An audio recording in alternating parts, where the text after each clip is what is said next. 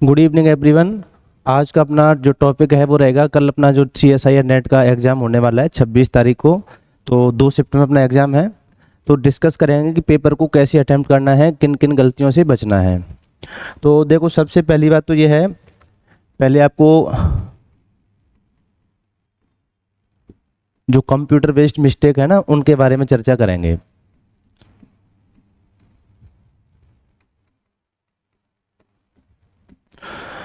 करीब 7 से 8 जगह पे अपना सेंटर है, जिसमें मॉर्निंग शिफ्ट में भी है और इवनिंग शिफ्ट में भी है। मॉर्निंग शिफ्ट जो अपनी 9 से 12 है और इवनिंग शिफ्ट 3 से 6 है। तो देखो, आपके सामने जो क्वेश्चन पेपर आएगा, तो आपसे या तो उसी टाइम पे पूछा जाएगा कि आप कौन सा मीडियम चूज करना चाहते हैं। आपने जो फॉर्म भरते टाइम पे फिल किया था उसका कोई मतलब नहीं है यहाँ पे। जब आप एग्जाम हॉल में बैठोगे तो हो सकता है कि आपसे उस टाइम पे पूछा जाए। तो किसी को भी उसमें हिंदी मीडियम सेलेक्ट नहीं करना है, उसमें आपको सबको क्या सेलेक्ट करना है, इंग्लिश मीडियम सेलेक्ट करना है। चाहे भले ही आप हिंदी मीडियम से हो या इंग्लिश मीडियम से हो, सेलेक्ट आपको क्या करना है, वहाँ पे इंग्लिश मीडियम करना है। उसके बाद में क्या होगा, जो आपका पूरा पेपर है वो इंग्लिश में आएगा। वो वैसे साल टू साल है ना, वेरी करता है। कई बार तो ऐसा होता है कि चाहे आपने मीडियम कुछ भी भरा हो, हिंदी और इंग्लिश दोनों का पेपर एक साथ आ जाता है। कई बार ऐसा होता है कि आपने अगर इंग्लिश चूज किया है तो पूरा पेपर इंग्लिश में ही आएगा, अगर आपने हिंदी चूज किया है तो पूरा पेपर हिंदी में ही आएगा। लेकिन इसके बाद में भी इसमें ये होता है कि जैसे आपने भले ही इंग्लिश चूज कर दिया तो पूरा पेपर आपके सामने इंग्लिश में ही खुलने वाला है। लेकिन किसी पर्टिकुलर आप क्वेश्चन को हिंदी में देखना चाहते हैं तो यहाँ पर जैसे ऊपर कंप्यूटर की स्क्रीन में ऐसे लिखा हुआ आता है, अगर आप इस पर क्लिक कर दोगे तब तो वो क्वेश्चन पर्टिकुलर हिंदी में हो जाएगा। और अगर आपका पूरा पेपर हिंदी में खुला हुआ है और इस पर क्लिक कर दोगे, जैसे इंग्लिश में ये लिखा होगा, इस पर क्लिक कर दोगे तो वो इंग्लिश में हो जाएगा। तो पहला तो काम यही है आपका, जब भी जैसे ही आप कंप्यूटर पर बैठोगे तो आपका रोल नंबर और वो भरवाया जाएगा आपसे डिटेल आपकी। तो वहाँ पे अगर आपसे मीडियम पूछा जाता है तो सबको इंग्लिश ही चूज करना है, और पर्टिकुलर क्वेश्चन को हिंदी में देखने के लिए यहाँ से आप टैप कर सकते हो ना, तो हिंदी में आ जाएगा। अब दूसरा क्या होता है, जब भी आप क्वेश्चन पेपर अटेम्प्ट करोगे तो नेक्स्ट करने के लिए आपको यहाँ पे क्लिक करना होता है। उसमें 3-4 ऑप्शन आते हैं। एक तो सेव करने का आता है, फिर एक सेव एंड नेक्स्ट का आता है, मतलब आपका आपने जो चॉइस फिल की है वो सेव हो जाएगी और आपका नेक्स्ट क्वेश्चन हो जाएगा। एक ऑप्शन आपका मार्क फॉर रिव्यू के लिए आता है। जैसे उस क्वेश्चन के बारे में आपको डाउट है कि इसका आंसर हो भी सकता है सही, नहीं भी हो सकता है, तो फिर उसको आप मार्क फॉर रिव्यू, इसका मतलब ये है कि अभी मैं इसको वापस से चेक करूंगा, जब टाइम मिलेगा ना बाद में, तो इसको वापस से चेक करने के लिए ये होता है मार्क फॉर रिव्यू, जिसमें आपको बता दिया जाएगा। और जो आपने सेव कर दिया है उस पर तो ग्रीन टिक आ जाएगा, इस पर कुछ रेड टाइप का टिक होगा, जिससे आपको पता लग जाएगा कि कौन कौन से क्वेश्चन मैंने मार्क फॉर रिव्यू के लिए छोड़ रखे हैं। अब उसमें देखो, सबसे बड़ी जो दिक्कत आती है स्टूडेंट के साथ में, वो आती है कि हर बार 3-4 नए सेंटर बनते हैं, मतलब जिन पे पहले CSIR का एग्जाम नहीं हुआ है। तो वहाँ सबसे बड़ी दिक्कत क्या आती है कि जो कंप्यूटर वगैरह होते हैं उनका मेंटेनेंस बहुत अच्छे से नहीं होता है। तो आपको जो माउस वगैरह जो दिए जाते हैं वो ऐसे होते हैं कि वो काम नहीं करें, वो भगवान भरोसे होता है ना उनका सिस्टम। तो उसमें दिक्कत क्या आती है, जैसे मान लो आपने फर्स्ट नंबर का क्वेश्चन खोला, अब आपको नेक्स्ट करना है, आपने नेक्स्ट के बटन पे माउस से क्लिक किया तो वो नेक्स्ट हुआ ही नहीं, फिर आप दोबारा क्लिक करोगे नेक्स्ट वाले बटन पे, फिर भी नहीं हुआ, फिर आपने तीसरी बार फिर से नेक्स्ट बटन पे दबाया, तो इस बार क्या होता है कि डायरेक्ट सीधा चौथा वाला क्वेश्चन खुल जाता है। मतलब जो आपने 3 बार डायरेक्ट क्लिक किया ना, वो उस टाइम पे नहीं माना, सपोर्ट नहीं किया, लेकिन वो तीनों का एक साथ मान गया, और जो क्वेश्चन आपके सामने सेकंड नंबर वाला खुलना चाहिए था वो अब कौन सा खुल गया, डायरेक्ट चौथे नंबर वाला। अब आपने उस टाइम पे ध्यान ही नहीं दिया कि ये कौन से नंबर का क्वेश्चन है, बस आप तो आपका ध्यान कहाँ पर है, नेक्स्ट पर है, और क्वेश्चन चेंज हो गया बस। तो आपने ध्यान नहीं दिया कि ये इससे पहले कौन से नंबर का क्वेश्चन किया था, कौन से वाला खुल गया। तो 2 क्वेश्चन जो हैं बीच में वो क्या हो गए, स्किप हो गए। अब हो सकता था कि उन 2 क्वेश्चन में से कोई एक इजी क्वेश्चन भी हो जो आपको दिखा ही नहीं। वो क्वेश्चन कब आपको दिखेगा, जब आप एग्जाम हॉल से बाहर आते हो, जब डिस्कशन करते हैं ना कि इस क्वेश्चन में क्या किया तूने, तो जब पता लगता है कि ये क्वेश्चन तो मेरे पेपर में था ही नहीं, लेकिन पेपर में तो था, लेकिन आपके साथ क्या हो गया, ये वाली ट्रेजेडी हो गई। तो ये बहुत सारे बच्चों के साथ हो चुका है। जो भी बच्चे जिनकी तैयारी बहुत अच्छी और जो फर्स्ट टाइम अपियर हो रहे हैं एग्जाम में, उनके लिए ये सजेशन है कि आप इससे बचने का दूसरा तरीका ये है कि जो भी आप क्वेश्चन करते हो, ऐसे यहाँ पे स्क्रीन पर लिखा हुआ रहता है ना आपने कौन कौन से अटेम्प्ट कर लिए, सारे क्वेश्चन का है ना उस टेबल में ब्यौरा रहता है। तो यहाँ तो आप नेक्स्ट करके क्वेश्चन नेक्स्ट कर सकते हो, या फिर दूसरा तरीका यह है कि जैसे आपने फर्स्ट नंबर का क्वेश्चन अटेम्प्ट कर लिया तो नेक्स्ट करने की बजाय आप सेकंड नंबर के क्वेश्चन पर टैप करो, तो उससे क्या होगा, अब सेकंड नंबर का क्वेश्चन खुलेगा। तो इससे बचने का तरीका क्या है, इस पे भरोसा रखो, मतलब फर्स्ट सेकंड थर्ड इस पे क्लिक कर करके देखते रहो, तो आपका क्वेश्चन ऐसे स्किप नहीं होगा। ये तो था कंप्यूटर से रिलेटेड वो। और आपको कोई भी इशू आता है तो आप तुरंत जो भी आपका ऑपरेटर है ना रूम में, उसको इन्फॉर्म करना है कि मेरे को इसमें ये दिक्कत आ रही है, कुछ भी दिक्कत आए आपको इन्फॉर्म करना है ना तुरंत। आपको दूसरा कंप्यूटर अलॉट कर दिया जाएगा, जहां तक आपका पेपर हो चुका है वहीं से आपका पेपर उसमें खुल जाएगा। तो वो कोई इशू नहीं है, आपको तुरंत ऑपरेटर को क्या करना है, इन्फॉर्म करना है। तो ये तो था कंप्यूटर से रिलेटेड है ना, जो काफ़ी बच्चों के साथ होता है। अब दुख होता है जिस बच्चे का 2 मार्क्स से 4 मार्क्स से सिलेक्शन रुक जाता है, और अगर वो क्वेश्चन उसको दिख जाता तो ऐसा इशू क्रिएट नहीं होता। अब बात करते हैं पेपर की अपने। तो अपना जो पेपर है आपको पता है उसमें 3 सेक्शन आने वाले हैं, A, B और C, 3 सेक्शन आएंगे। तो देखो अब ऐसा नहीं कि सारे स्टूडेंट के लिए एक ही टाइप की स्ट्रेटजी होती है इसको अटेम्प्ट करने के लिए। आपने किस तरीके से तैयारी की है, कैसी प्रिपरेशन है, उस हिसाब से अटेम्प्ट करने का तरीका होता है ना। तो ये तो आपको पता है कि पूरा पेपर जो है अपना 440 नंबर का होता है, उसमें से आपको ओनली मैक्सिमम 200 मार्क्स का क्या कर सकते हो, अटेम्प्ट कर सकते हो। आपको कट ऑफ भी पता है कि जो मैक्सिमम कट ऑफ है जनरल कैटेगरी की वो लगभग 110 मार्क्स के लगभग रहती है। मार्क्स में बता रहा हूं मैं ना, परसेंटाइल में नहीं है। 110 मार्क्स कट ऑफ रहती है जनरल कैटेगरी की।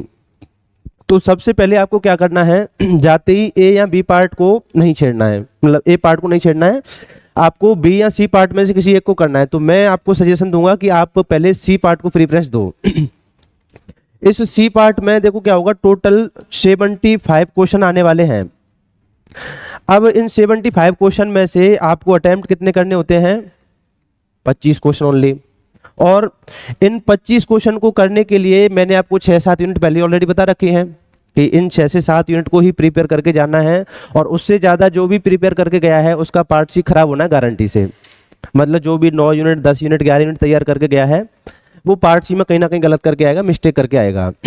क्योंकि ये जो 75 क्वेश्चन है, इन 75 क्वेश्चन में आपको पता है बहुत सारे लेंथी क्वेश्चन आते हैं, तो रीड करने में है ना बहुत टाइम लग जाता है। एक क्वेश्चन को रीड करने में 2 मिनट लगाओगे तो पूरे क्वेश्चन पेपर को रीड करने में 150 मिनट तो इसी में लग जाएंगे। तो एक एवरेज बच्चा जो ज़्यादा पढ़ के जाता है, ज़्यादा कंटेंट पढ़ के जाता है, वो क्या मिस्टेक करता है, वो एक क्वेश्चन को रीड करने में 2 से 2.5 मिनट खराब करता है। फिर उसके बाद में वो निष्कर्ष निकालेगा कि ये क्वेश्चन अपने से नहीं हो पाएगा। फिर वो दूसरा क्वेश्चन पढ़ता है, उसमें 2 से 2.5 मिनट खराब करेगा और फिर निष्कर्ष निकालेगा ये क्वेश्चन अपने से अटेम्प्ट नहीं होगा। तो ऐसे कर करके वो अपना टाइम खराब करता जाता है। दूसरा बात क्या होता है कि वो शुरू में ही एग्जाम जो सेट करता है वो बायोकेम जैसा पोर्शन डाल देता है, जिसमें आपसे अटेम्प्ट होने की प्रोबेबिलिटी थोड़ी कम होती है। तो शुरू में कैलकुलेशन वाले क्वेश्चन डाल देगा। उससे क्या होता है कि अगर कोई क्वेश्चन आपसे आ भी रहा होगा तो कैलकुलेशन में आपका टाइम खराब हो जाएगा। तो अब होता क्या है कि शुरू के 20-25 क्वेश्चन को जब आप रीड करते हो तो उसमें से मुश्किल से हो सकता है कोई आपसे 1 या 2 क्वेश्चन आ रहा हो, लेकिन आपका टाइम कितना खराब हो गया 20 क्वेश्चन में, कम से कम 40 से 50 मिनट।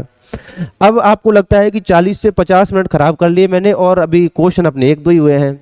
तो अब इस चक्कर में क्या होता है, अब वो जो एग्जाम सेट करने वाला है वो आपके माइंड के साथ खेल जाता है।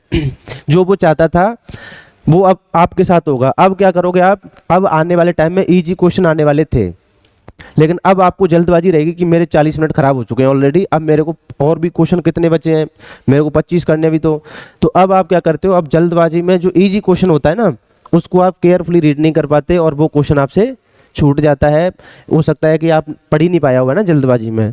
तो आपको पहले तो जल्दबाजी नहीं करनी है। सबसे पहला काम, जो भी 6 से 7 यूनिट मैंने बताई या फिर आपने प्रिपेयर की अपने हिसाब से, उन 6-7 यूनिट के क्वेश्चन को ही पढ़ना है। उसके अलावा कोई क्वेश्चन आता है अगर, तो उसकी पहली लाइन देखते ही आपको समझ में आना जाना चाहिए कि ये अपनी 6 से 7 यूनिट में से क्वेश्चन नहीं है। उस क्वेश्चन को भले ही अपने से आ रहा हो वो, लेकिन अभी उसको क्या करना है, स्किप करना है, अभी पढ़ना नहीं है उसको।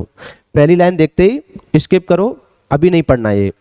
अपनी 6 से 7 यूनिट जो आपने बहुत अच्छे से प्रिपेयर की हैं उनका क्वेश्चन ही रीड करना है और उनका क्वेश्चन ही आपको अटेम्प्ट करना है।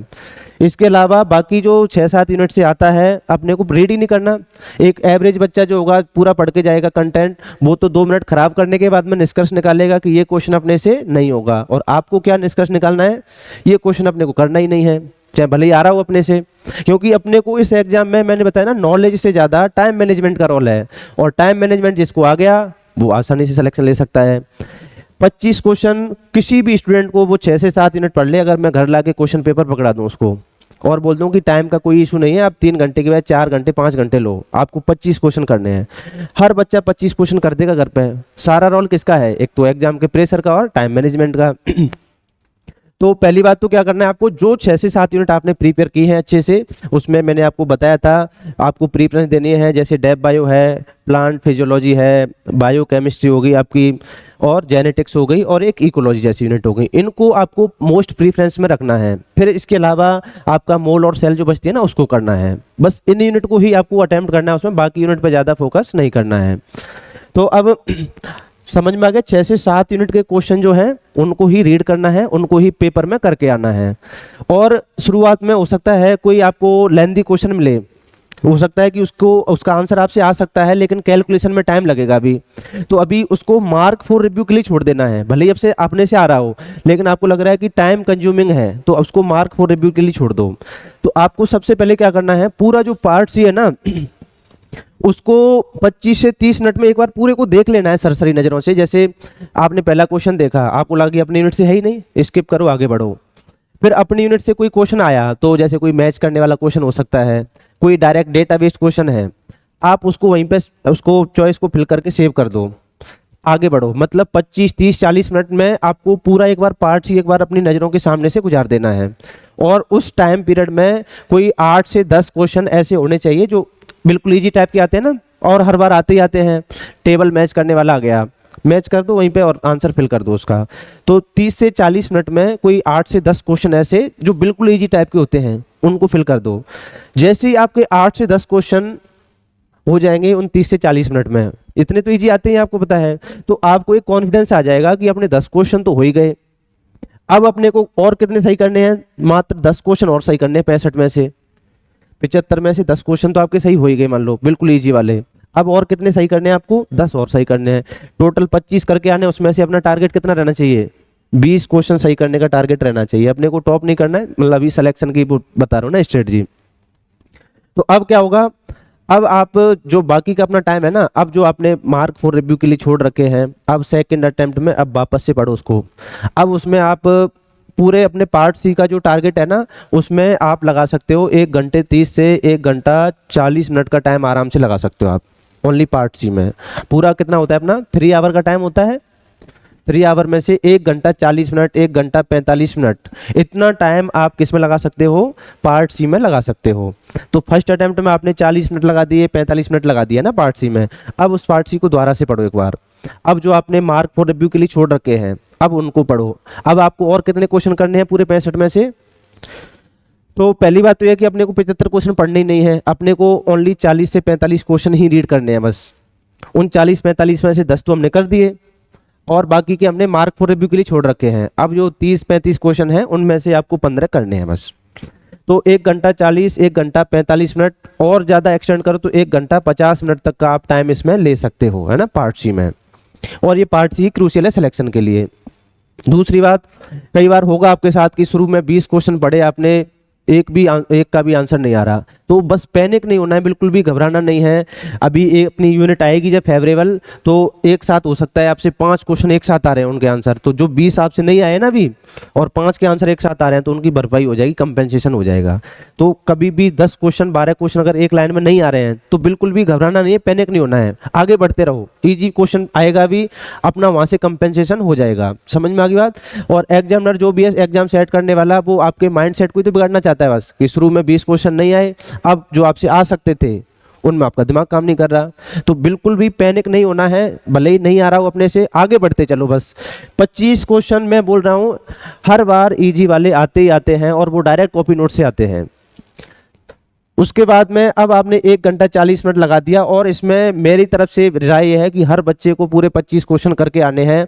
अगर आपसे कोई 50-50 वाला भी क्वेश्चन है जिसमें आपको लग रहा है कि इन दो में से सही होगा कंफर्म, तो ऐसे क्वेश्चन को भी अटेम्प्ट करके आना है ना, 50-50 वाले को भी।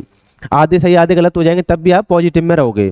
तो इसमें हर बच्चे को मेरी तरफ से पूरे 25 क्वेश्चन करके आने हैं। फिर आता है आपका पार्ट बी। पार्ट बी में जो है 50 क्वेश्चन आते हैं और उसमें 45 से 50 मिनट का ही टाइम लगता है ना पार्ट बी में। उसमें यह है कि आपको एक बार पढ़ने की जरूरत होती है, अगर आंसर आ रहा है तो आ रहा है, नहीं आ रहा तो नहीं आ रहा, क्योंकि एक एक दो दो लाइन के क्वेश्चन है, अगर अभी नहीं आ रहा तो बाद में भी नहीं आने वाला वो। तो उसमें तो यह है कि क्वेश्चन पढ़ो, तुरंत आंसर टिक कर दो, पढ़ो और आंसर टिक कर दो। और कभी एक आध दो में दिक्कत लग रही तो उसको थोड़ी देर के लिए मार्क फॉर रिव्यू के लिए छोड़ दो और आगे बढ़ते रहो, बाद में मार्क फॉर रिव्यू को देखो। और उसमें आपको कितना टाइम लगाना है पार्ट बी में? 45 से 50 मिनट। अब आपके पास 15 से 20 मिनट और बचेंगे अभी। उन 15 से 20 मिनट में आप पार्ट ए को देख सकते हो। पार्ट ए को मेरी तरफ से यही मानना है कि हर बच्चे को कम से कम 15 से 20 मिनट देने ही चाहिए, चाहे आपकी तैयारी हो या नहीं हो, है ना पार्ट ए की। इसमें क्या होता है कि मैथमेटिक्स जो है वो 10th लेवल का आता है, रीजनिंग जो है वो ऐसी आती है कि अगर आपको आंसर समझ में आ गया क्वेश्चन तो चाहे भले ही आर्ट से हो तो आप आंसर निकाल दोगे, अगर वो पैटर्न उसका समझ में नहीं आया तो चाहे भले ही आपने मैथमेटिक्स से पीएचडी कर रखी हो तब भी समझ में नहीं आएगा। तो इसमें ऐसा मैथमेटिक्स का उसका कोई बहुत ज़्यादा रोल नहीं है, हर बच्चे को 15 से 20 मिनट कम से कम इसके लिए रिजर्व रखने हैं।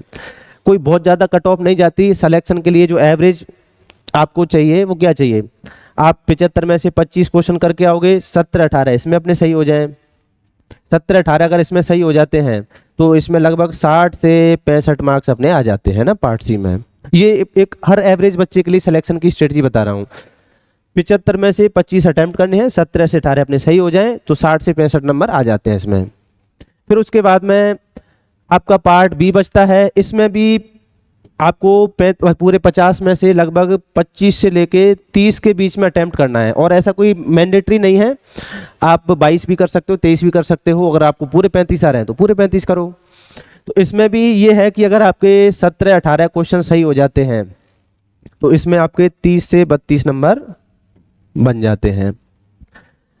4 से 5 क्वेश्चन अगर आपके पार्ट ए में सही हो जाते हैं तो इसमें 7 से 8 नंबर बन जाते हैं आपके। अब अगर आप जोड़ोगे तो ये कितने हो गए? मतलब 60-65 हो गए। अगर आपने 60 भी जोड़ा है तो 60-32 ये 90-92 नंबर हो जाएंगे। 92 और 7 लगभग 100 के लगभग पहुंच जाएंगे। और एक एवरेज सिलेक्शन के लिए जो स्कोर है ये 100 मार्क्स ही होता है। अब अगर आप जनरल कैटेगरी से बिलोंग करते हैं तो यहाँ पर ये जो है ना क्वेश्चन का जो नंबर है राइट वाले का, ये थोड़ा सा बढ़ा सकते हो, ये आप 8 कर लो, 9 कर लो यहाँ पे सही। या फिर जो पार्ट आपका बी है इसमें से किसी में थोड़ा सा इंक्रीज कर लो तो 10 नंबर बढ़ाने मतलब ना जनरल वालों को, तो कहीं भी आप इसमें से इंक्रीज कर सकते हो। ये बिल्कुल मैं एक एवरेज वो बता रहा हूँ ना डेटा, मतलब इतने नंबर एक एवरेज बच्चा भी ला सकता है। इसमें किसी बहुत ज़्यादा इंटेलिजेंसी की ज़रूरत नहीं है, कोई बहुत ज़्यादा पढ़ाई करने की ज़रूरत नहीं है। मैंने आपको शुरू से ही टारगेट दिया था, इस एग्ज़ाम के लिए 16 घंटे पढ़ने की ज़रूरत बिल्कुल भी नहीं होती है। इस एग्ज़ाम के लिए 3 घंटे की कोचिंग होती है, 3 घंटे से 4 घंटे घर पे पढ़ना होता है। इतना कोई भी 6 महीने तक निकाल ले टाइम, कोई भी सिलेक्शन ले सकता है, कोई बड़ी चीज़ नहीं सिलेक्शन लेना। और आप देख रहे हैं कि आपके सामने एक एवरेज बच्चे सिलेक्शन लेके जा रहे हैं। 16 घंटे पढ़ने वाले की मैं गारंटी नहीं दे सकता कि उसका सिलेक्शन होगा या नहीं होगा, लेकिन मैं बोल रहा हूँ कि 3 घंटे जो रेगुलर कोचिंग है, 3 से 4 घंटे जिसने 6 महीने पढ़ा है और स्ट्रेटजी पूरी फॉलो की है कि ज़्यादा नहीं पढ़ना है, इधर उधर नहीं भटकना है, तो वो आसानी से सिलेक्शन उसका हो जाएगा। अगर मान लो इन केस नहीं भी होता है सिलेक्शन तो अपनी तैयारी को कंटिन्यू रखना है, नेक्स्ट अटेम्प्ट में हो जाएगा, तो उसमें कोई पैनिक होने वाली बात बिल्कुल है नहीं। अब इसमें सजेशन वाली बात यही है कि जब भी आप पढ़ो पेपर तो अगर आपसे क्वेश्चन नहीं आ रहे हैं 10-15 एक साथ तो पैनिक नहीं होना है, आगे बढ़ते रहो, आगे इजी क्वेश्चन आने वाले हैं। इतना आपकी तरफ से 100 से 110 मार्क्स का बस टारगेट लेके चलना है। दूसरी बात, किसी भी बच्चे को ऐसे हो कि मैं तो 140 नंबर का ही अटैम्प्ट करके आऊँगा, इसमें से मेरे आ जाएंगे, तो नहीं आते। नेगेटिव मार्किंग होती है तो कम से कम ये तो पूरा 100 मार्क्स का अटैम्प्ट करके आना है और ये आपको लगभग 50 से 60 मार्क्स का मतलब 25 से 30 क्वेश्चन अटैम्प्ट करके आने हैं इसमें, और ये कम से कम आपको 12 से 14 मार्क्स का अटैम्प्ट करके आना है। तो पूरा क्वेश्चन पेपर जो है कम से कम 160-70 नंबर का तो अटैम्प्ट करके आना ही आना है आपको। 160 से 170 नंबर का अटैम्प्ट करके आना है। मोस्टली बच्चे गलती करते हैं, बहुत सारे होते हैं जो नेगेटिव मार्किंग नहीं करना चाहते, तो वो क्या करते हैं, वो 120 नंबर का ही अटैम्प्ट करके आते हैं, कोई 125 नंबर का ही अटैम्प्ट करके आ रहा है। तो आपको बता दूं पहले ही, कोई बहुत ही रेयर बच्चा होता है जिसके 120 का अटैम्प्ट करके 100 मार्क्स या 110 मार्क्स आ जाए। नहीं तो मिस्टेक सबसे होती हैं। आप 100 नंबर का अटेम्प्ट करके आओगे तब भी नेगेटिव मार्किंग होगी, आप 80 नंबर का करके आओगे तब भी नेगेटिव मार्किंग होगी। तो अटेम्प्ट तो आपको कम से कम इतना करके आना ही है, 160 से 170 नंबर का। पार्ट सी पूरे 25 करके आने हैं, पार्ट बी में 25 से 30 और पार्ट ए में श्रद्धानुसार मतलब कम से कम 6-7 क्वेश्चन तो करके आने ही है, अगर 15-20 मिनट आपने दिए हैं तो। अगर आप इस स्ट्रेटजी को फॉलो करते हो, ये स्ट्रेटजी तो सबके लिए है ना, कोई भी बच्चा हो इतने का तो अटेम्प्ट करके आना ही है। नेगेटिव मार्किंग बिल्कुल होगी, आप नेगेटिव मार्किंग को रोक नहीं सकते, उसको कम किया जा सकता है बस। तो इसमें से भी अगर आपकी 50 नंबर 60 नंबर नेगेटिव मार्किंग हो जाती है तब भी अपना सिलेक्शन हो जाता है आराम से। तो मेरी तरफ से यही राय थी, और बाकी सभी को कल के एग्जाम के लिए बेस्ट ऑफ लक। और किसी भी बच्चे को अगर कोई भी दिक्कत है एडमिट कार्ड से रिलेटेड या कोई भी और इशू है तो आप जो अपना नंबर दिया गया है नीचे स्क्रीन के नीचे, उस पर आप कॉल कर सकते हैं, मैसेज कर सकते हो।